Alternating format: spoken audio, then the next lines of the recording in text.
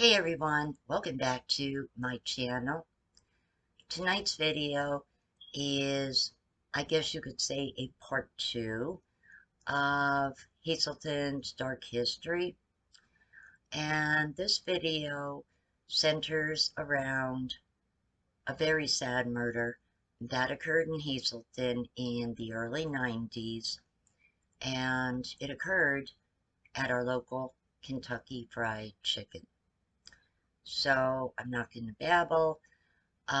Only thing I will say is that when it comes to the actual dollar amount involved in the robbery, different news outlets reported different amounts.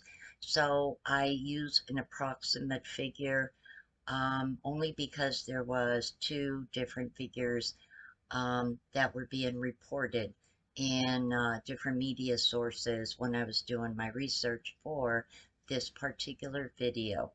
So let's get into murder at the KFC. January 25th, 1992.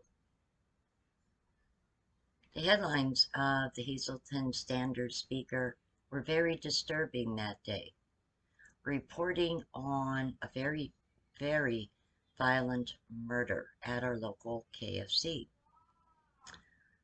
A young man, 17, by the name of Mark Bunchak, was found dead about 4 a.m. in the KFC on East Broad Street, where he worked as a night manager. He was in high school. Hazleton police said that he was shot in the head at least 8 times, bludgeoned, and strangled with a telephone cord. Now think about that for a moment. That is very vicious. Very, very vicious. The brutality of the murder shocked veteran investigators, some of whom called the crime the most vicious in the history of Luzerne County to that date. It is very disquieting. It takes something out of you when you see a young individual viciously murdered for a few dollars, said Luzerne County Coroner Dr. George Hudak. Co-workers said they last saw Bunchak, whose duties included closing the restaurant, counting receipts around 10:30 p.m. that Thursday. Most of the day's receipts had already been deposited earlier, and little money is left late at night. Bunchak was found when his mother went to the restaurant, entered through an open door, and discovered his body. She was worried when he did not return home after his shift. Think about that for a moment. Just, God forbid, what went through that poor woman's mind, finding her son like that. I can't even begin to imagine. Just, oh my God. I shuddered actually when I was first researching this and rereading this, and I thought, that's like every parent's worst nightmare. God forbid, if you have a teenager working late at a job. I mean, I just can't even begin to imagine. Bunchak spent most of his high school career at Hazleton High School, but he had transferred to West Hazleton about 2 months prior when his family moved from the area down to Cunningham. Now, here's where this particular case gets a little bizarre. And it continues to be bizarre, with the convicted killer's name resurfacing in the news. But going back to when this individual was a high school student, this is where it gets very, very twisted. January 28th, 1992. Todd Tarselli, 18, of Drums, confessed to shooting and strangling Mark Bunchuck. Torselli was a junior fullback on the Hazleton High School football team.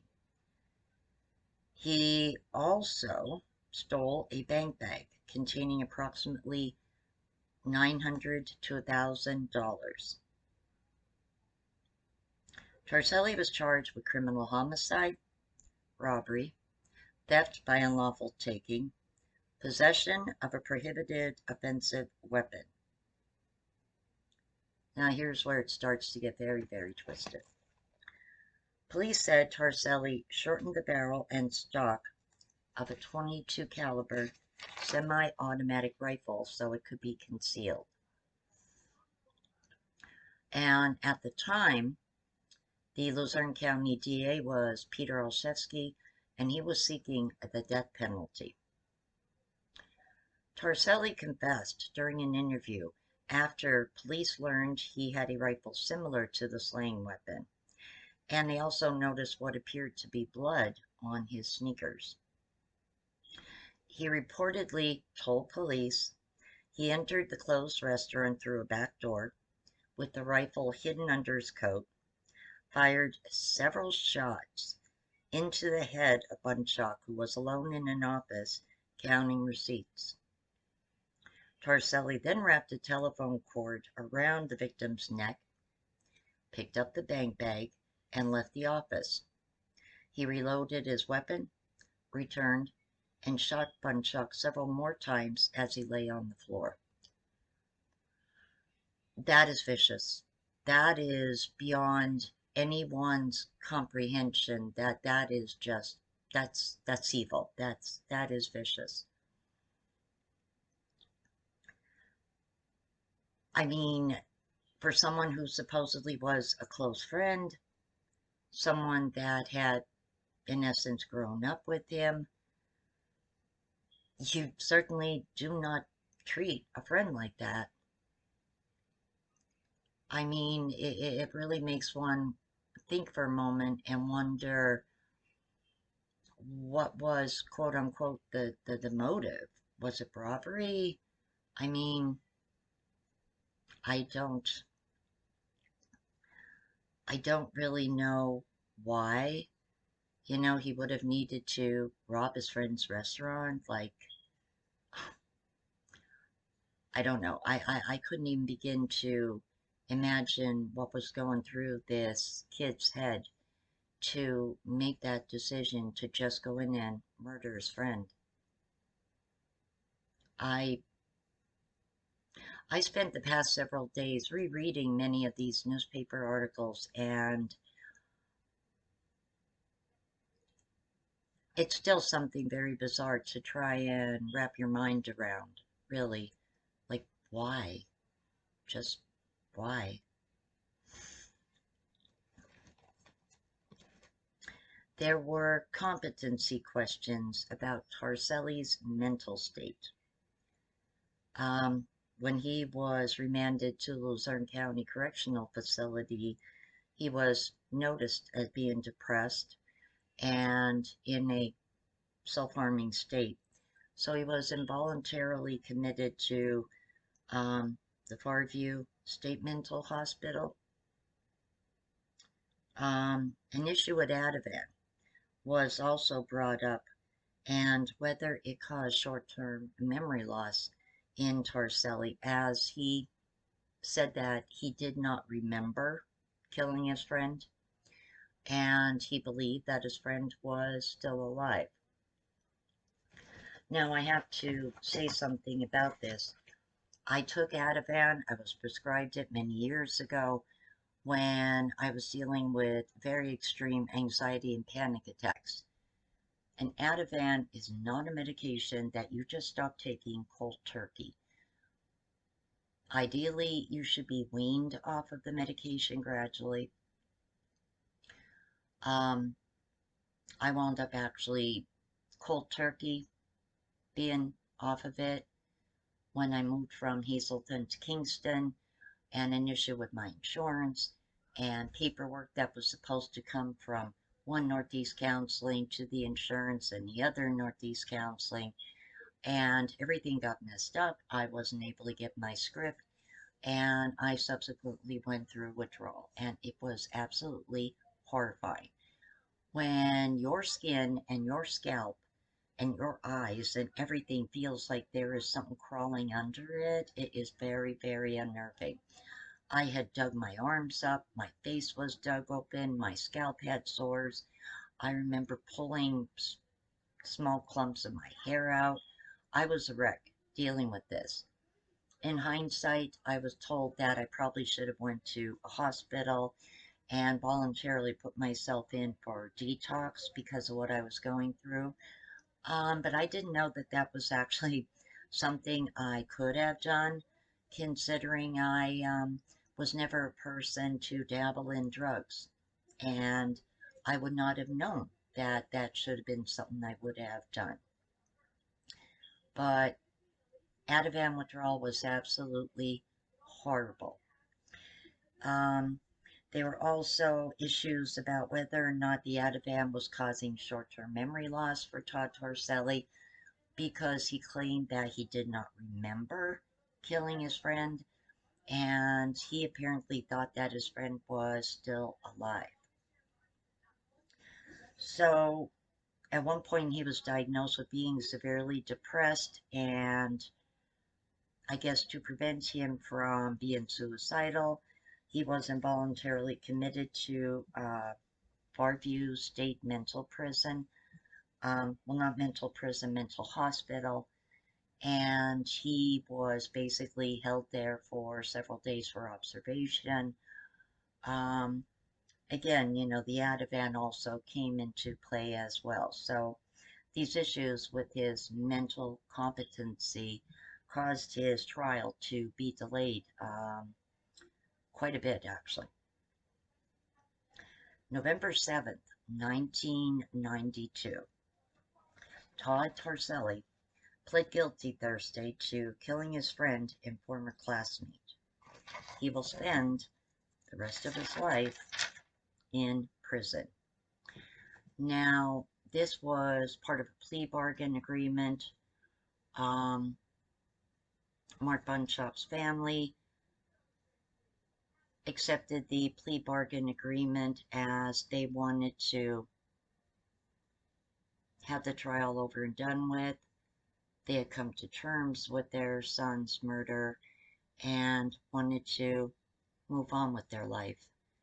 So it is understandable that they would be in agreement with the plea bargain. Now, here's an interesting, unrelated to the murder, but still an interesting little tidbit that I came across yesterday. Apparently, November 24th, 1997, there were 3 prisoners were found at 6 p.m. hiding inside a closed chapel at the State Correctional Institute at Rockview, Benner Township, and I don't even know where that is. All 3 of these men were convicted murderers. One of the 3 was Todd Torselli. He was 24 at the time. They were in possession of, quote-unquote, instruments of escape. So by this little article I came across, I am led to believe that he, I guess, entertained the thought at one point of trying to break out of jail. Thankfully, he didn't succeed, but yeah, that was kind of interesting. I had not known that before, so that was something new that I actually learned in the course of actually doing a little more research into this case. Now, here's where it gets rather interesting. December 12th, 2012, when Todd Torselli was 39, he said that he should be considered for a reduced sentence because he was born in South Korea, which calculates age differently than here in the US, making him 17 at the time when he was charged with shooting and robbing his friend. And this is in response to a recent law that had passed, saying that juveniles convicted of first and second degree murder could no longer receive mandatory life sentences when tried as adults. In South Korea, when a child is born, it is considered a year old. All Koreans celebrate their birthday on the Chinese New Year. When a child is born, he is 1 year old. If the following day is the Chinese New Year, then the child is considered 2, when in fact, chronologically, the child is 2 days old, not 2 years old. Torricelli said that as a juvenile, he was interrogated by police without an adult present and did not understand the waiver of his Miranda rights. January 31st, 2018.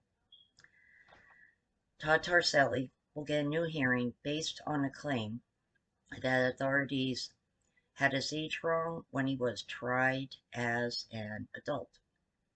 And just most recently, July 8th of this year, convicted killer Todd Torricelli won his resentencing hearing this week when Pennsylvania Superior Court ruled he was more likely than not a minor at the time he committed his crime.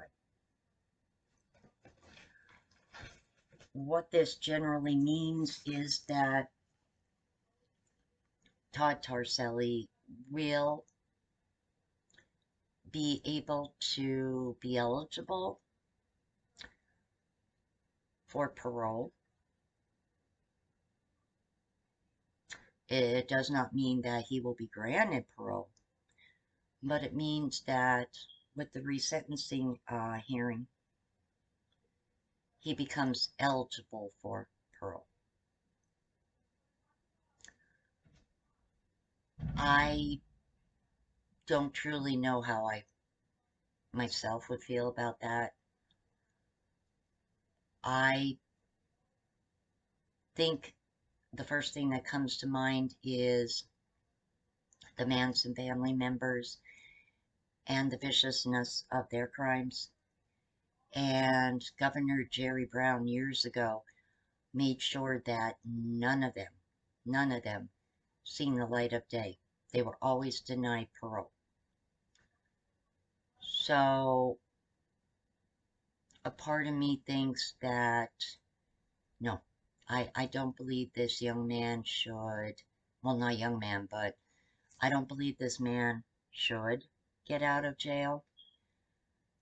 I mean, he murdered his friend in cold blood and just, I don't know, claimed he didn't remember doing it. To me, that's somebody who is cold, calculating, and I just don't believe someone like him should be walking the streets. I truly don't. Now, everyone, of course, is, allowed their opinions and thoughts on this, obviously. Some people may think, okay, if he did his time, paid his debt to society.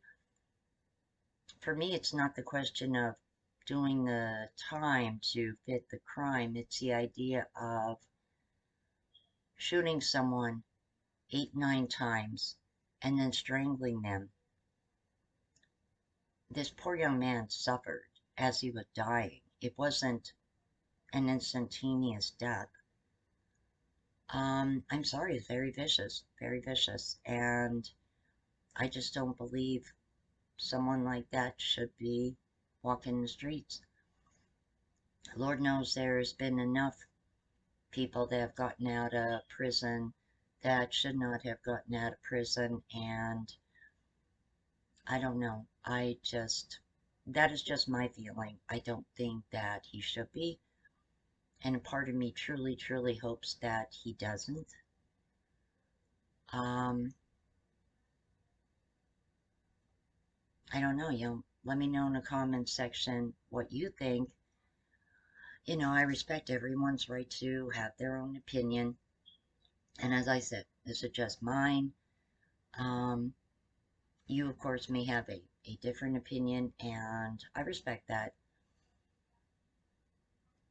In the end, this was a tragedy that didn't have to happen, should never have happened.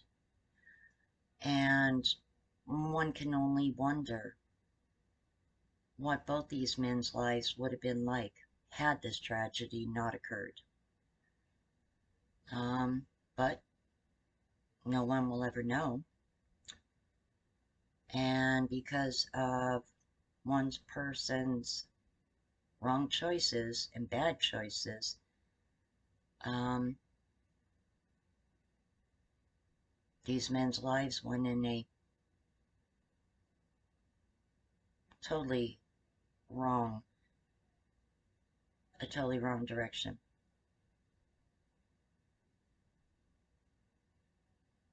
And so this concludes another video in the chapter of Hazleton's Dark History. If you like this video, guys, please give it a big thumbs up. If you haven't already, hit that subscribe button and don't forget to hit that bell so you are notified every time that I do upload a new video. Take care, everyone, and I will see you all on my next one. Bye.